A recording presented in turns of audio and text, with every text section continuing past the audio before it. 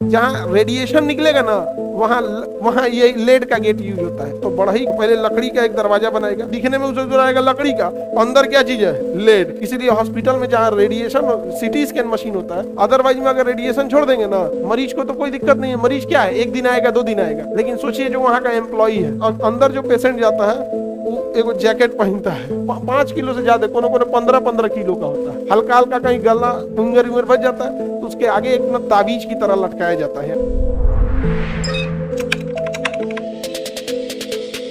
Lead जो होता है इतना मजबूत होता है ना, लोहे की चादर देखियो, लोहे का गेट देख रहे हो वैसे, वैसे लेड का भी गेट आता है, वैसे ही लेड का गेट। जहाँ रेडिएशन निकलेगा ना वहाँ वहाँ ये लेड का गेट यूज होता है, लेड का गेट। और किसी चीज का गेट नहीं यूज कर सकते हैं।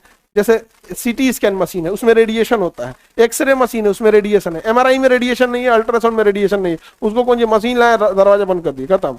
लेकिन जहाँ रेडिएशन होगा वहाँ आपको दरवाजा जब बनाएंगे तो बड़ा ही पहले पलाई का एक लकड़ी, क्योंकि अब लेड का डायरेक्ट नहीं ले सकते हैं, तो पहले लकड़ी का एक दरवाजा बनाएगा, फिर उसके बीच में जैसे सैंडविच के बीच में कैसे आलू पैटीज या कुछ रखा जाता है बर्गर के बीच में, तो वैसे ही उसके बीच में एक लेड का पूरा चादर रखेगा लोहे का, बहुत मजबूत होता है।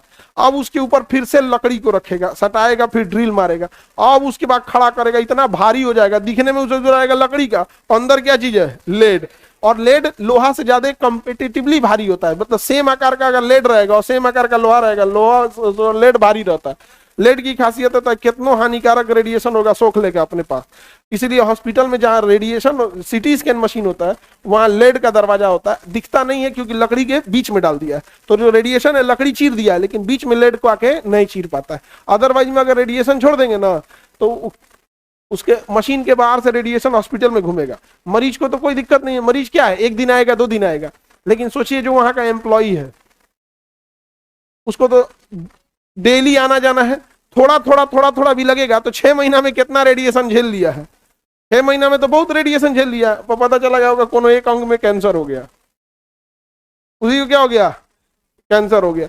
और नहीं तो अंदर जो मरीज अंदर जो पेशेंट जाता है वो एगो जैकेट पहनता है, उस जैकेटवा के अंदर लेड भरा होता है, 5 किलो का होता है, 5 किलो से ज्यादा, कोनो 15-15 किलो का होता है।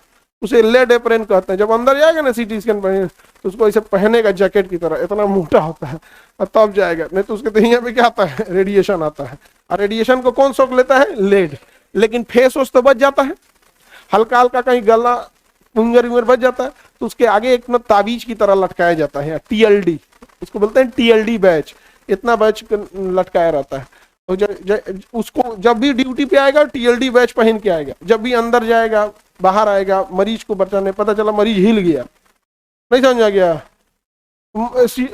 सीटी स्कैन हो रहा है, मशीन ले यार, तब गड़बड़ा देगा वहां पे, उसको बार बार आके बोलना पड़ेगा, तो बार बार एक्सपोजर हो रहा है उसका। तो इसलिए उसके यहाँ पर एक टीएलडी बैच लगा दिया गया, वो भी लेड का है। और 3 महीने बाद उसका ये टीएलडी बैच से निकाल के और एक डिपार्टमेंट है उसके पास भेजा जाता है कि देखिए तो ये कितना रेडिएशन सोख लिया है। जितना रेडिएशन उसके टीएलडी बैच जो बाहर लॉकेट की तरह लटक रहा था उस पे आया है, उससे आइडिया लगा जाता है इसकी बॉडी कितनी सोखी हुई है।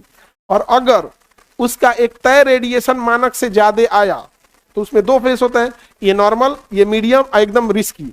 तो जैसे नॉर्मल में रहेगा तो ड्यूटी करेगा, जैसे मीडियम में आ जाएगा अब उसकी ड्यूटी छोड़ा दी जाएगी।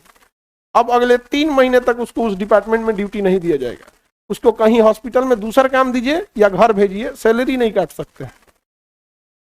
समझा गया रेडिएशन का। तो वो लेड बहुत इंपॉर्टेंट चीज होता है, बचा के रखता है रेडिएशन से। चारों जहां भी एक्सरे रहेगा, जहां ये सब रहेगा, वहां क्या रहता है, लेड।